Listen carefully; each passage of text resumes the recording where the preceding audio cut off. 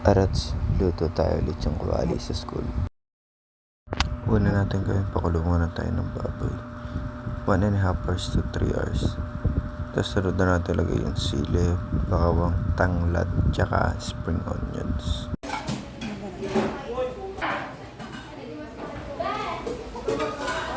Sunod na natin yung laurel, star anise, paminta, tsaka asin.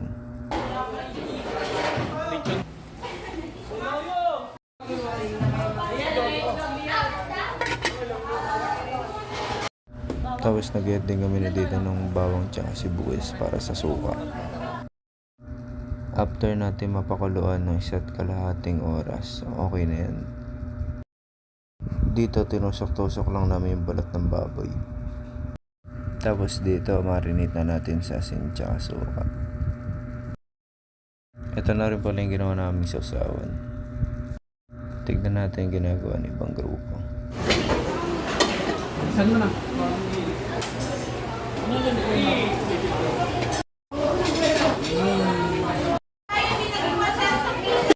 After ko makita itong bulalak, nagpainit na kami ng mantika para diretso na natin iprito. Okay na yan! Ano mo na lang?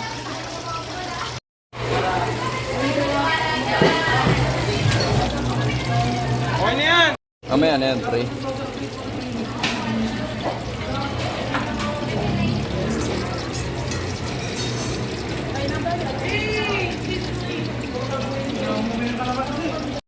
After natin iprito, ipakat muna natin kay Poging Baring.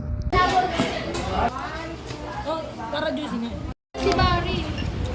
Mga reels niya. After natin pakat, i-second fry na natin yung baboy.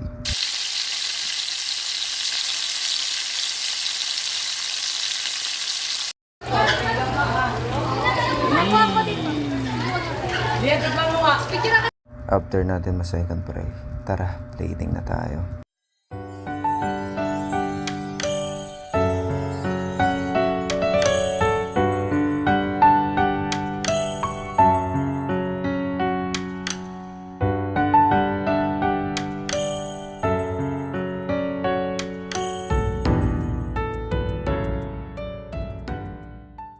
After mag-plating, food trip na mga tropa.